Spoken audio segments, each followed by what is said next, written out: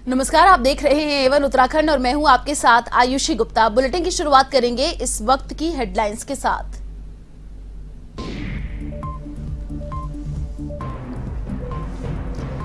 देहरादून के राजभवन ऑडिटोरियम में कार्यक्रम का आयोजन। राज्यपाल गुरमीत सिंह ने 2 पुस्तकों का किया विमोचन। कर्नल एसपी मारवा और सुरेश मारवा ने लिखी है पुस्तकें।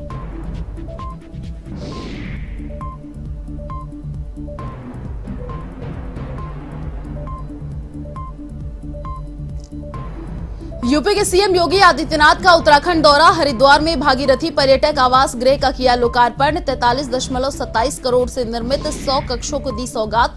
सीएम धामी भी रहे मौजूद।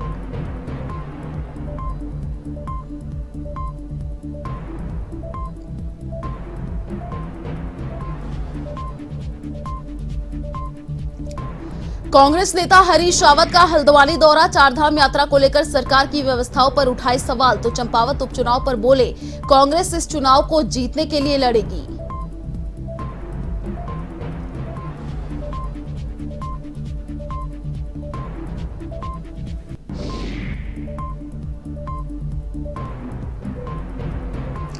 नेता प्रतिपक्ष यशपाल आर्य का बाजपुर दौरा। 4 धाम यात्रा को लेकर की गई तैयारियों पर किए सवाल खड़े तो बीते दिनों हुए गोलीकांड में पुलिस से की निष्पक्ष कार्रवाई की मांग।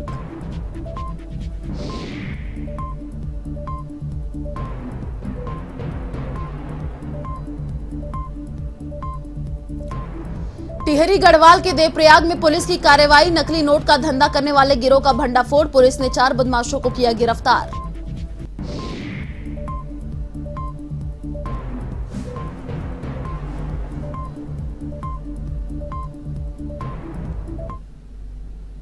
और अब खबरें विस्तार से। खबर देहरादून से है, जहां राज्यपाल लेफ्टिनेंट जनरल गुरमीत सिंह ने राजभवन में इवनिंग ऑफ लाइफ और माई मेमोरी पुस्तकों का विमोचन किया। आपको बता दें कि ये पुस्तकें कर्नल एसपी मारवा और सुरेश मारवा ने लिखी है, जिसका आयोजन राजभवन ऑडिटोरियम में किया गया। आपका परिचय कराते हैं।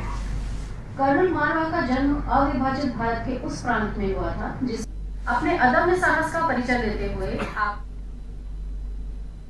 यूपी के मुख्यमंत्री योगी आदित्यनाथ ने अलकनंदा घाट के किनारे बने यूपी पर्यटन विभाग के नए होटल भागीरथी पर्यटक आवास का लोकार्पण किया। आपको बता दें कि अलकनंदा घाट पर उत्तर प्रदेश पर्यटन विभाग की ओर से भागीरथी पर्यटक आवास का निर्माण कराया गया है। समारोह में प्रदेश के मुख्यमंत्री पुष्कर सिंह धामी, हरिद्वार सांसद डॉक्टर रमेश पोखरियाल निशंक, पूर्व मुख्यमंत्री त्रिवेंद्र सिंह रावत, भाजपा प्रदेश अध्यक्ष मदन कौशिक समेत कई संत मौजूद रहे। इस दौरान यूपी टूरिज्म के पुराने होटल अलकनंदा को उत्तराखंड पर्यटन निगम के हवाले किया गया। पहाड़ी शैली से बनाए गए भागीरथी होटल में 100 कमरों में 12 वीआईपी और 88 लग्जरी रूम है। मुख्य रूप से भागीरथी पर्यटक। आज का कार्यक्रम आपके सामने हमारे मंच पर अभी जिन महानुभावों का उद्बोधन आप सबको सुनने को मिला है, उससे बहुत स्पष्ट हो चुका है। उत्तराखंड बनने के बाद उत्तर प्रदेश और उत्तराखंड के बीच में संपत्ति विवाद चला आ रहा था और 21 वर्षों से यह मामला जब आपसी सहमति और संवाद से नहीं सुलझ पाया तो ये न्यायालय में चला गया और न्यायालय में जाने के बाद अनसुलझा हो गया। 2017 में जब मुझे उत्तर प्रदेश का मुख्यमंत्री बनाया गया और उसी समय भारतीय जनता पार्टी की सरकार से त्रिवेंद्र सिंह रावत जी के नेतृत्व में उत्तराखंड में बनी, एक मामला सुप्रीम कोर्ट में जो चल रहा था, सुप्रीम कोर्ट ने बहुत तीखी टिप्पणी की थी। मुश्किल से सरकार बने हुए 1 सप्ताह हुए थे, उस समय तीखी टिप्पणी हुई थी। तो मैंने अपने उत्तर प्रदेश सरकार के अधिकारियों से पूछा, मैंने कभी ये न्यायालय को, माननीय न्यायालय को इसमें इतनी तीखी टिप्पणी करने की आवश्यकता क्यों पड़ी? क्या हम इसका समाधान बैठ करके नहीं कर सकते थे? लेकिन जो अक्सर नौकरशाही की प्रवृत्ति होती है टाल मटोल करने की, और उसके कुछ समय के बाद मेरे पास उत्तराखंड के माननीय मुख्यमंत्री जी का भी फोन आया कि हम लोग इस मुद्दे पर बैठना चाहते हैं। मैंने कहा भी हम बैठ करके इसका समाधान हम भी चाहते हैं, और मैं आज धन्यवाद भी दूंगा और बधाई भी दूंगा श्री पुष्कर सिंह धामी जी को और उनकी पूरी टीम को कि यहां पर अलकनंदा उत्तराखंड सरकार को प्राप्त हो गया है और उत्तर प्रदेश को भागीरथी मिल गई है। मैं सबसे पहले तो आज जो ये इसकी शुरुआत तो बहुत दिनों पहले से चल रही थी, लेकिन आज जिसका लोकार्पण और जिस प्रकार से हमको ये हस्तांतरण दोनों एक साथ प्रक्रियाएं हुई हैं, उसके लिए माननीय योगी आदित्यनाथ जी को बहुत उनका धन्यवाद करना चाहता हूं कि उन्होंने जितने सहृदयी होकर, और मैं आपको बताऊं कि ये जो उत्तराखंड बने हुए 22 साल होने को हैं, 22वें साल में हम प्रवेश कर गए हैं, और पिछले 22 सालों में पहले भी बहुत सारी सरकारें थी। जैसा आदरणीय सतपाल महाराज जी कह रहे थे, ट्रिपल इंजन, तो 3 इंजन, माने एक इंजन मोदी जी का, एक इंजन श्रद्धेय महाराज जी का, योगी जी का, और एक इंजन यहां उत्तराखंड का आप सब लोगों ने जो लगाया है। तीनों ने मिलकर वो काम किया है और उसके सूत्रधार बने हैं आदरणीय महाराज जी। और मैं उनके पास जब गया तो मेरे मन में बड़ा संशय था, क्योंकि हर बार जो हमारे व्यवस्था को चलाने वाले जो अधिकारीगण हैं, वो कई बार, ये कार्यक्रम काफी दिनों से चल रहा था और मुझे लग रहा था कि चुनाव का भी वक्त है, अब महाराज जी भी कैसे करेंगे, अब कितना कर पाएंगे। और जब मैं आपके पास गया तो मैंने महाराज जी से, सवेरे आपने मुझे जलपान पर बुलाया था, तो जलपान करने के बाद 5 मिनट मैंने आपसे कहा कि महाराज जी, उत्तराखंड के अंदर भी चुनाव है, चुनाव यहां भी है, और आज अखबारों में सब जगह वहां छप गया है उत्तराखंड में कि परिसंपत्तियों के बंटवारे को लेकर आज बैठक होने वाली है। और कहीं ऐसा तो नहीं होगा कि हर बार की तरह इस बार भी जो है लोग कहेंगे कि बैठक होती है, नतीजा कुछ निकलता नहीं है। तो महाराज जी का जैसा स्वभाव है, वो कम बोलते हैं, उन्होंने मुझे कुछ नहीं कहा, केवल इशारा किया हाथ से कि आप बोलिए मत कुछ। पूर्व मुख्यमंत्री और कांग्रेस नेता हरीश रावत हल्द्वानी के दौरे पर रहे, जहां उन्होंने चारधाम यात्रा को लेकर सवाल उठाए। रावत ने कहा कि पिछले साल चारधाम यात्रा में सरकार द्वारा उठाए गए कदम बेहतर नहीं थे, लेकिन उम्मीद की जानी चाहिए कि पिछले साल की गलतियों से सरकार ने इस बार सबक लिया होगा। हरीश रावत ने कहा कि केदारनाथ धाम की यात्रा को लेकर बेहतर रणनीति बनाकर काम करने की जरूरत है। वहीं चंपावत उपचुनाव पर हरीश रावत ने कहा कि कांग्रेस इस चुनाव को जीतने के लिए लड़ेगी। वहीं उन्होंने उत्तर प्रदेश के मुख्यमंत्री योगी आदित्यनाथ के उत्तराखंड दौरे पर बोलते हुए कहा कि सन्यासी के लिए मां सबसे बड़ी हैं और अब योगी आदित्यनाथ योगी कम और हम नेताओं की कतार में शामिल हो गए हैं।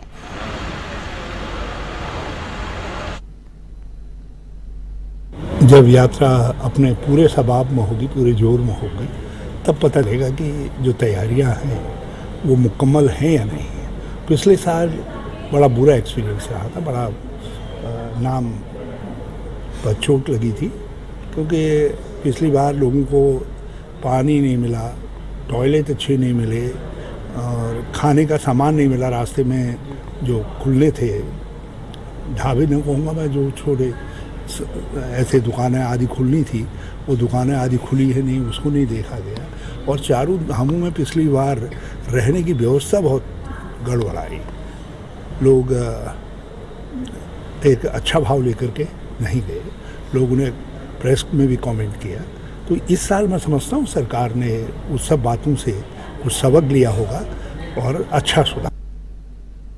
खबर उत्तराखंड से है, जहां नेता प्रतिपक्ष यशपाल आर्य बाजपुर पहुंचे, जहां आर्य ने चार धाम यात्रा के लिए की गई तैयारियों को लेकर प्रदेश सरकार पर सवाल खड़े किए हैं। उन्होंने कहा कि पिछले साल कोरोना वायरस के चलते चार धाम यात्रा प्रभावित हुई थी, ऐसे में इस साल भारी संख्या में श्रद्धालुओं के आने की उम्मीद है, लेकिन इसके बावजूद भी सरकार ने व्यवस्थाओं को लेकर कोई सख्त कदम नहीं उठाए हैं। इसके अलावा उन्होंने बीते दिनों हुए गोलीकांड में पुलिस से निष्पक्ष कार्रवाई करने की मांग की है।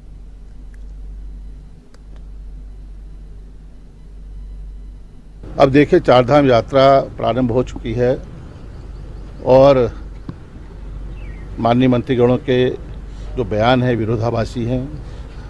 इससे संदेह पैदा होता है कि चारधाम व्यवस्था दुरुस्त नहीं है और जो व्यवस्थाएं होनी चाहिए, क्योंकि कोविड के दौरान पिछले वर्ष चारधाम यात्रा प्रभावित हुई थी और इस बार लाखों की तादाद में हमारे जो श्रद्धालु हैं, जो हमारे पर्यटक हैं, चारधाम यात्रा ही नहीं उत्तराखंड के विभिन्न स्थानों पर उनकी आवाजाही होगी। तो मेरा मानना है कि जिस तरह के हालात हैं, जिस तरह की व्यवस्थाएं हैं, जो व्यवस्थाएं चाक चौबंद होनी चाहिए थी, जिस तरह से परिवहन व्यवस्था सुदृढ़ होनी चाहिए थी, सड़कें बेहतरीन होनी चाहिए थी, स्वास्थ्य सेवाएं आज भी बदहाल हैं, डॉक्टर्स नहीं हैं और वहाँ पर कोई कैंप नहीं लगाए गए हैं, तमाम खामियां दिखाई दे रही हैं। लेकिन हम इंतज़ार कर रहे हैं क्योंकि अभी चारधाम यात्रा प्रारंभ हुई है, लेकिन जो व्यवस्थाएं हैं, जो जिस तरह का इंतजामात होने चाहिए थे, वह पर्याप्त नहीं। टिहरी गढ़वाल के देवप्रयाग में पुलिस ने नकली नोट का धंधा करने वाले गिरोह का भंडाफोड़ किया है। पुलिस ने 4 बदमाशों को गिरफ्तार किया है, जिसमें एक दिल्ली पुलिस का जवान भी शामिल है। आरोपियों के कब्जे से आपको बता दें कि 200 रुपए के 4 नकली नोट बरामद किए गए हैं। इसके बाद आरोपियों को न्यायालय में पेश किया गया, जहां कोर्ट ने सभी को जेल भेज दिया। फिलहाल पुलिस आरोपियों से पूछताछ में जुटी है ताकि गिरोह में शामिल और लोगों का भी खुलासा किया जा सके।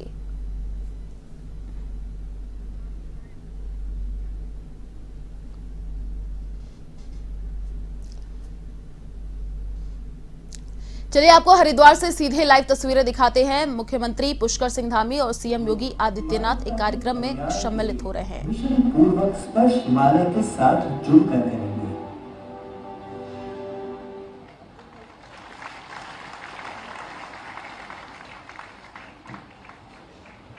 अब हम अपने कार्यक्रम को आगे बढ़ाते हैं और जैसा कि मैंने आपको कहा कि स्पर्श गंगा कार्यक्रम 20 से अधिक देशों में है और पूरे समग्र भारत में कार्यक्रम चलाया जा रहा है और कुछ ऐसी महान विभूतियां रही है जिन्होंने इस कार्यक्रम में न केवल हमें सहयोग किया परंतु इस कार्यक्रम को नई दिशा और उसकी दशा बदलने में मदद की। तो मैं मंच पर आमंत्रित करना चाहता हूं सर्वप्रथम इस स्पर्श गंगा विशिष्ट पुरस्कार के लिए श्री कल्याण सिंह रावत मैती को, जिन्होंने एक वृहद मैती आंदोलन चलाया है। इन्हें भारत सरकार द्वारा पद्मश्री दिया गया और ये स्पर्श गंगा के प्रारंभ से ही हमारे साथ जुड़े हैं और ये एक प्राध्यापक थे विज्ञान के, अब सेवानिवृत्त है, परंतु कई दशकों से ये पूरे प्रदेश में ये कार्यक्रम चलाते हैं। और मैती, जैसे आपको बताऊं कि जो लड़की का मायका होता है, जब लड़की शादी के बाद छोड़ती है घर, तो वहां पर एक पेड़ लगाती है। तो मैं मुख्य अतिथि जी से अनुरोध करूंगा कि मैती जी का सम्मान करें।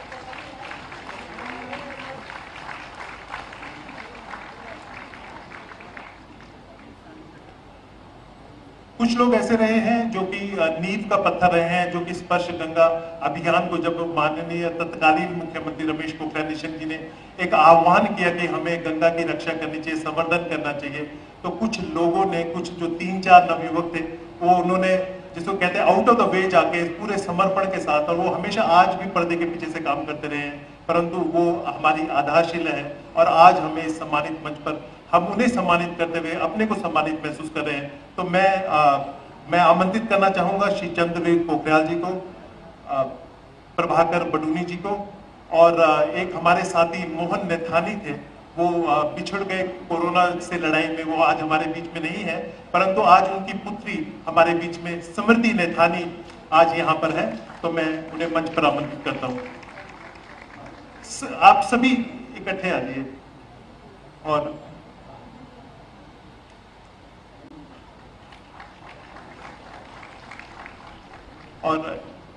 इसके पश्चात जो कुमाऊं मंडल में हमारा पूरा कार्यक्रम देखते हैं, अतुल जोशी जी, उन्हें मैं मंच पर आमंत्रित करना चाहता हूं।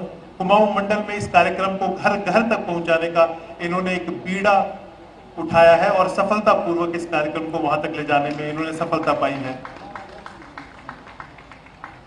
70 साल की उम्र में एक शख्स, वो दिन रात हमारे कार्यक्रमों से जुड़ा है, हमारे प्रोत्साहन देते हैं और कहीं भी हमारे कार्यक्रम होते हैं, उन्हें चाहे स्पॉन्सरशिप देनी हो, चाहे हमारे कार्यकर्ताओं को सुविधाएं देनी हो या देश विदेश में उनकी सहायता करनी हो, वीरेंद्र दत्त सेमवा जी, उन्हें मैं ससम्मान मंच पर आमंत्रित करना चाहता हूं, जो कि आज 70 वर्ष की आयु में भी पूरी तन्मयता के साथ हमारे बीच में इस कार्यक्रम को सफल बनाने में लगे हैं।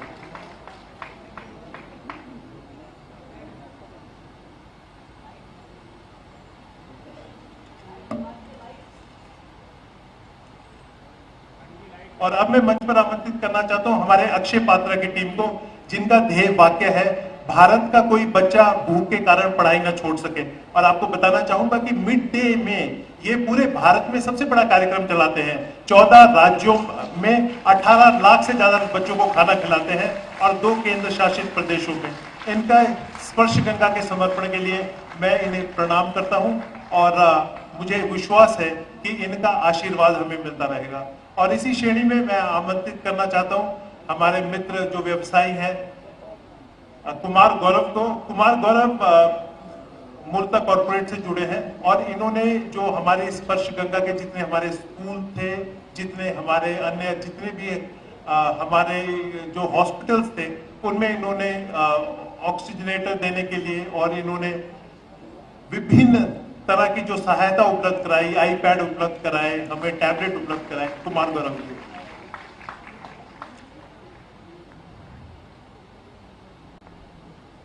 और मैं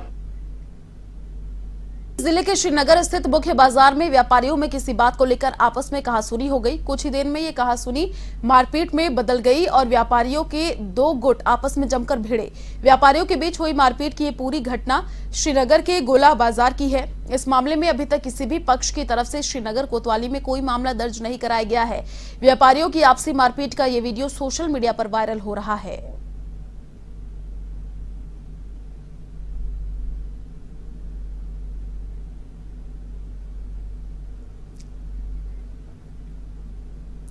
अब खबर उत्तराखंड के कालागढ़ से है, जहां दुर्लभ प्रजाति के 2 कछुए आबादी के समीप पहुंच गए, जिसके बाद सूचना पर पहुंचे विभागीय रेस्क्यूअर कुमार दीपक ने वन कर्मियों की मौजूदगी में कछुओं की रामगंगा नदी में छोड़ दी। वहीं कार्बेट टाइगर रिजर्व के रेंजर आरके भट्ट ने कालागढ़ को वन्यजीव बाहुल क्षेत्र करार दिया है।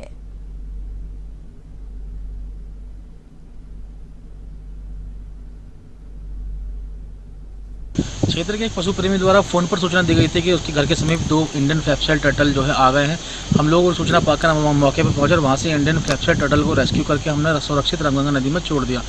इंडियन फ्लैपशेल टर्टल जो है भारत के में पाए जाने वाले मीठे पानी के बड़े कछुओं में से एक होते हैं और इनको जो है वाइल्ड लाइफ एक्ट 1972 के तहत संरक्षण में रखा गया है और इनको किसी तरह का नुकसान पहुँचाने पर जो है जुर्माने व सजा का प्रावधान भी है। चलिए फिलहाल इस बुलेटिन में इतना ही। देश और दुनिया की तमाम बड़ी खबरों को देखने के लिए आप देखते रहिए A1 टीवी। नमस्कार।